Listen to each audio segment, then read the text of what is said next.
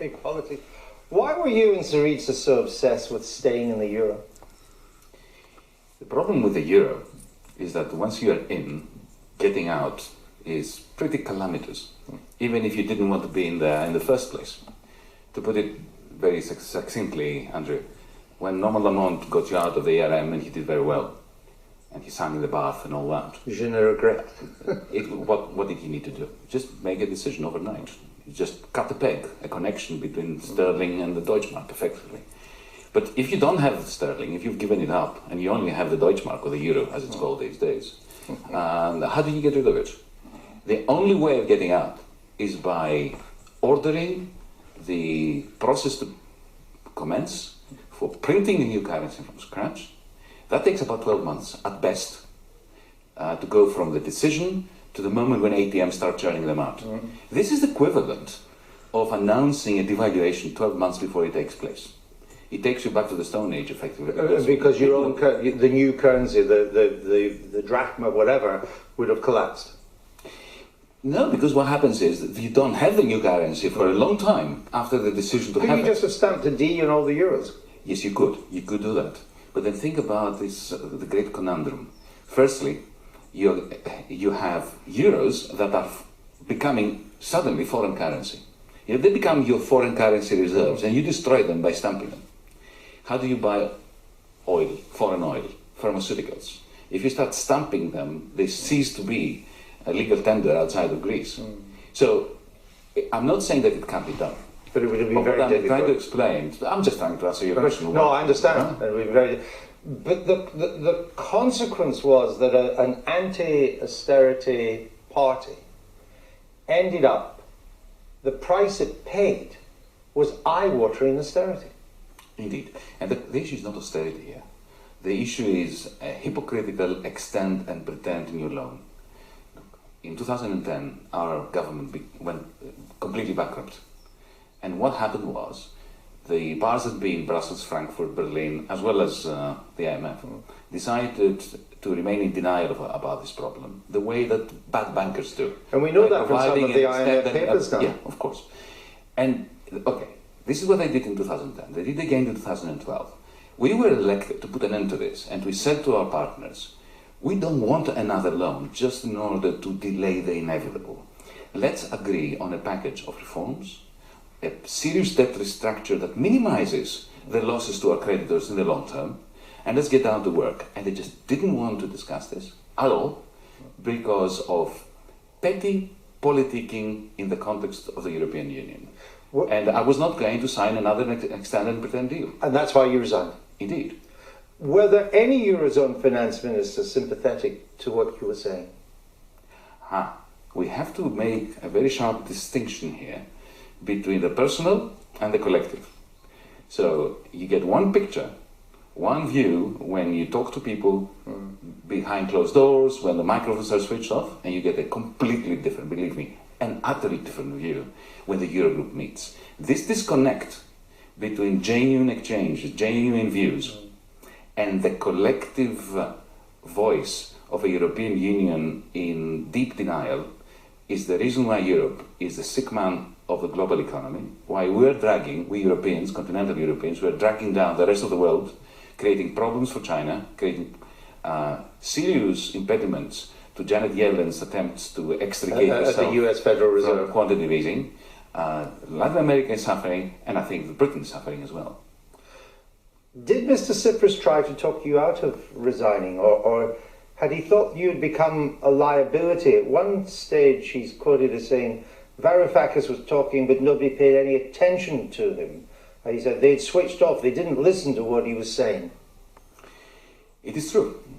This is around the 25th of June. Yes. But let me tell you why.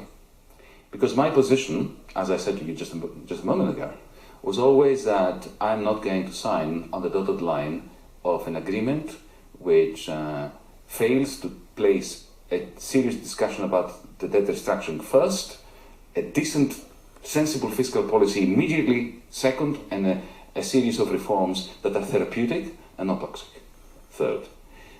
By that stage, my Prime Minister and some of my colleagues had already yielded on these. So my position had become undermined by my own side. And yet, what I was saying to the Christine Lagarde, to President Draghi of the European Central Bank, is much closer to what they also thought was sensible economics than what has happened in the end. I wonder what the future of anti-austerity of your position is, because we've had two major governments elected in Europe on anti-austerity tickets. The French government, the socialist government before you, and then the Euro party in Athens. And both, in the end, executed massive U-turns. Of course. What does that tell us? It tells us that the Eurozone is a democracy-free zone, the result of which is that there is a complete lack of a sensible macroeconomic conversation. And instead of that sensible macroeconomic conversation about the genuine macroeconomic problem, what you have is a repeated incantation of the rules. Rules that have failed. So in the name of remaining faithful to rules that have failed, what is happening is that there is a power play, power politics 19th century style, that use brute force in order to create under sort of the radar of public opinion, new rules and new interpretations of rules, totally outside the political democratic process. But may I just make one point? The issue is not austerity. The issue was never austerity. How austere is a program that gives us, we're a bankrupt state, another 61 billion? This is, that's profligacy galore. I was saying to them that we had Ponzi growth before the crisis, and now we have Ponzi austerity. What is Ponzi austerity? Debt-fueled cuts, which render the economy unsustainable because they shrink the nominal national income, and then you have to go back for more and more. And you take in debt to pay off debt, which in a sense is the Ponzi. Out of that 61 billion, do you know how much the Greek state will get? A very small amount. No. Precisely zero. Zero. It's so it all goes to service existing debt. But something is happening in Europe. There's a Jean-Claude Juncker. You can't get more Euro establishment than him. He's been saying, I think it was yesterday, that the EU now faces a long-term decline. This is the end of the EU's glory years. The dream of unification is at risk from fissure, fracture, separatist movements, low growth, an aging population, mass youth unemployment, as you have in Greece and as true in Spain and parts of France, particularly if you're of Algerian extraction. He talked about the Valley of Fears when he goes to Brussels, the Val Lacrimarum.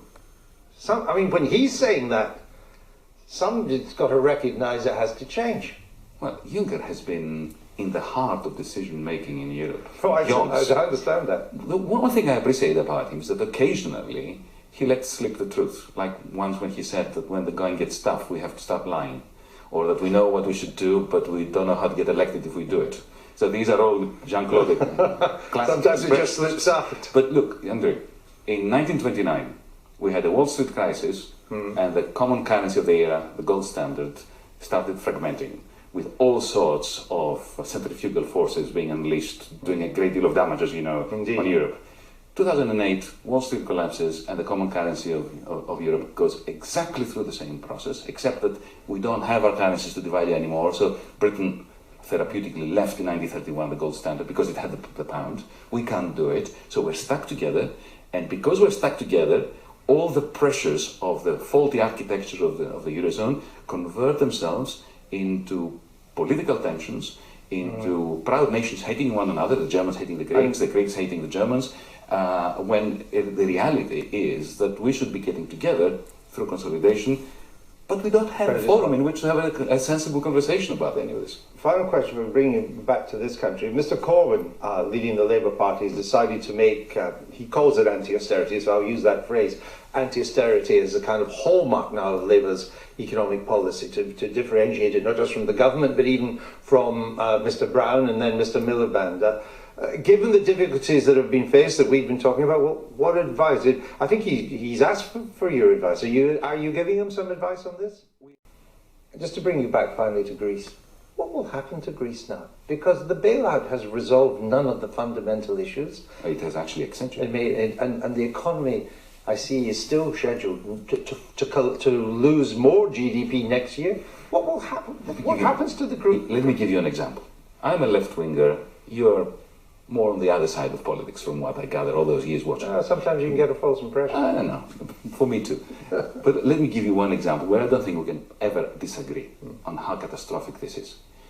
In the month of November, all businesses in Greece, from large businesses to single-person, tiny, pipsqueak companies, will have to prepay their taxes for 2016 this November. Did you get that? Yes, prepay in advance before they've earned the money. 100% of it. Before the, Yeah? 100%. In a country where the banking system doesn't work, so you can't even get a loan.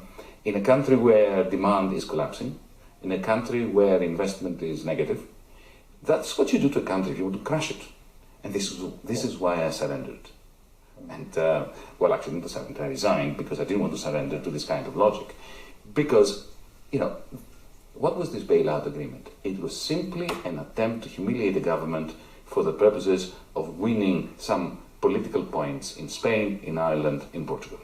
Interesting. Okay, thank you for that. Now, Justin Trudeau swept